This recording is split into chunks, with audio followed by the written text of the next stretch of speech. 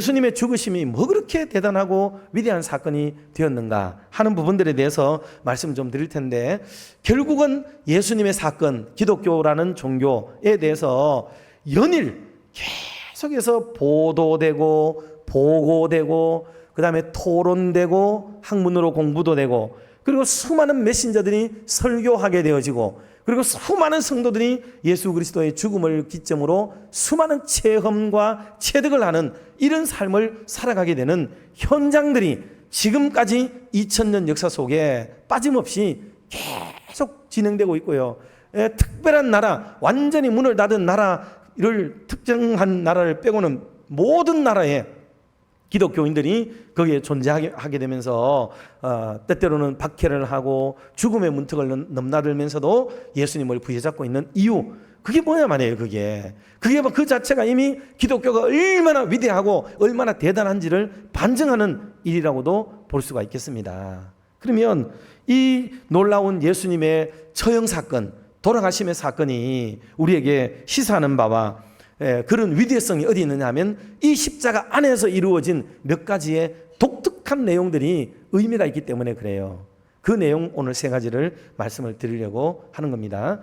첫 번째로는 가장 위대한 용서가 이루어진 사건이 여러분 십자가 사건이기 때문이에요. 우리는 용서라는 단어를 어릴 때부터 많이 듣고 자라는 세대예요.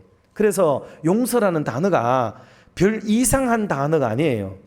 그러나 예수 그리스도 십자가 사건 이전에는 용서라는 단어가요, 여러분 없어요. 왜냐? 이 용서라는 단어가 없는 게 아니고 의미를 잘 못 쓰게 되는 거죠. 왜냐? 여러분 구약적인 문제에서는 어떤 게 있어요? 내가 하나님 앞에 뭔 잘못을 저질렀다. 그러면 그 사람은 그 잘못을 씻음 받을 수 있는 길을 위해서는 제사를 드려야 돼요. 짐승을 잡아가지고 피에 속죄를 치르고 속죄제를 드리는 거죠. 그렇게 함으로써 내 죄를 상응한 보응 조치를 통해 가지고 거기서 해결함을 받는 방법밖에는 길이 없어요. 죄를 지었는데 용서를 받는다? 그런 개념이 없어요. 대가를 반드시 지불해야 되는 거예요. 남에게 아픔을 줬으면 너도 아파해야 되고, 남에게 손해를 끼쳤으면 너도 손해를 바라는 거예요. 그리고 하나님께 대해서도 잘못했으면 거기에 대한 응당 신앙의 처벌을 받아야 돼요. 그리고 짐승을 죽이든지 그 많은 재산적 손실을 가져오든지 뭔가를 해야 되지, 용서라는 단어가 실제적으로 응용되지는 않아요. 이게 지금 십자가 위에 두 강도가 매달려 있습니다.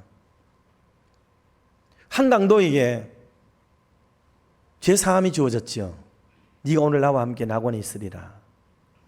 조금 이따도 말씀을 드려야 될 얘기지만은, 아니 죄를 그렇게 십자가에 매달려 죽을 인간이라고요. 지금 그토록 흉악하고 나쁜 인간이라고요. 죽어 마땅한 인간 아니겠습니까? 그런데 예수님이 말 한마디로 네가 오늘 나와 함께 낙원에 있으리라. 이게 이해가 됩니까? 여러분, 이 복음이 이해가 안 되면 우리의 기독교를 믿는 방식은 여러분 천주교와 유대교의 방식으로 예수 믿고 있음이 100%입니다. 100%. 이 복음이 여러분에게 이상하게 들리면 여러분 우리의 가치관에 심각한 문제가 있어요. 예수를 바로 쳐다보세요. 예수님이 진짜 누구신지를. 근데 우리는 보혜사 성령님이라고 좋아하고 성령 받았네 그렇게 좋아해요. 근데 진짜 성령 있어요 안에? 정말 참된 성령 받았어요?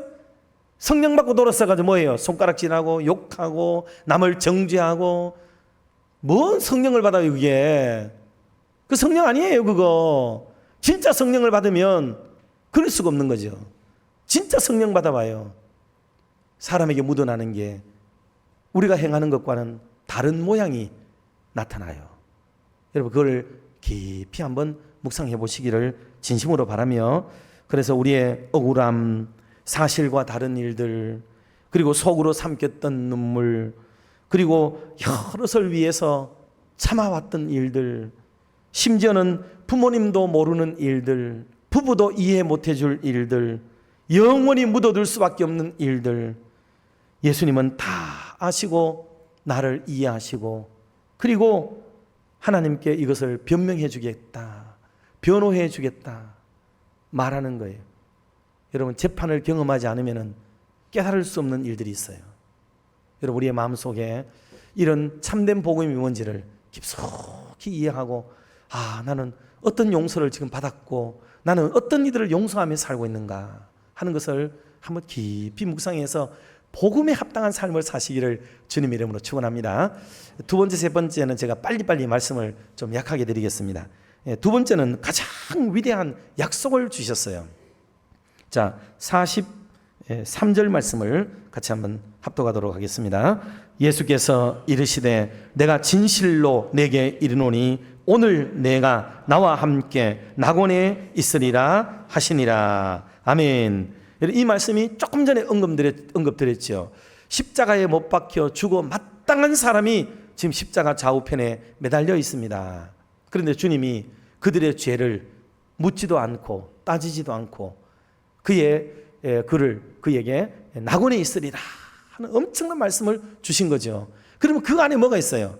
그 한 강도가 뭐 오른쪽인지 왼쪽인지 솔직히 성경에 기록은 안 돼 있어요. 그러나 일반적으로 우리는 보통 오른쪽을 좋은 쪽으로 보기 때문에 오른쪽 강도 이렇게 말을 하는데, 한편 강도는 예수님을 조롱했죠. 다른 제사장과 관리들과 같이 네가 진짜 그리스도면 너도 구원하고 우리도 구원해봐. 그러면 내가 믿겠다. 네가 진짜 그리스도야? 막 이렇게 얘기하면서, 왜 그러면 그리스도인데 지금 이 십자가에 매달려 있는 거야? 그게 아니라는 증거잖아 지금 이게. 그렇게 혹독하고 매몰찬 얘기를 한 거예요. 그랬더니 한편 강도가 얘기하죠. 야, 그러지 마라. 너와 나는 이 죄를 받아 마땅한 사람이야. 근데 예수님 문제가 있단 말이야. 그러면 안 되지. 그러면서 예수님이 하는 말이 그거예요. 주님, 당신의 나라에 임하실 때에 나를 기억하옵소서. 이건 다 뭐를 말하냐 하면요, 그가 엎드려서 눈물 빼고 통곡하고 회개하는 모습은 보이지 않지만 회개의 열매는 이미 나타나고 있는 거예요. 회개의 열매가 어떤 순간에 어떻게 회개되었는지는 몰라도 그 말들은요 모두가 회개한 사람에게 나타나는 언어 유희들이에요. 언어 표현들이에요. 그러니 이런 걸 볼 때 아하, 이 사람은 이미 뭔가 마음속에 회개가 일어났구나 라는 걸 분명히 알 수가 있는 거예요. 그래서 용서의 포인트는 어디 있느냐면 회개에 있습니다. 회개. 그냥 일방적인 용서가 아니고 여러분, 회개의 삶을 사는 게 두 번째로 그렇게 중요한 거예요. 마지막 세 번째는요, 가장 위대한 유산을 남겨주셨어요. 유산. 오늘 십자가 아래에서 특징 있는 사람들 있잖아요. 여러분 가만히 보면 누가 있는지 아세요? 십자가 아래에 앉아 있는 사람이 있다고 그랬습니다. 십자가 아래에 누가 있느냐 하면 군사들이 있어요. 이 사람들은 직무상 그 일을 해요. 직무상. 그러다 보니까 제비 뽑고 시간 보내는 겁니다. 거기서 놀고 있는 거예요. 오늘도 십자가 아래에서 놀고 있는 사람이 많죠. 교회에 다니면 재미가 있는 거죠. 십자가 아래 오면은 그 그늘이 좋고 그 쉼이 좋고 기분이 좋아요. 그래서 우리를 위해서 지루하지만은 그거는 우리가 지불해야 될 값이고, 예배 한 시간을 지내는 게 얼마나 지루해요. 그러나 이걸 참아내면은 그 뒤에 뭐가 생기기도 하고 뭐 좋은 것도 있으니까, 이런 식으로 예수를 믿는 사람이 있다 그 말이에요. 그리고 두 번째는 십자가 곁을 지나가는 사람들이 있습니다. 이 십자가 사건을 보고 수많은 인파들이 지나갑니다. 여러분 성경 우리 뭐 찾지는 않겠지만은 그 성경을 한번 비춰주시면 감사하겠어요. 마가복음 15장 29절 30절. 이분들은요 머리를 절레절레 흔들고 지나가면서 예수님을 모욕하면서, 오늘 누가 죽었지?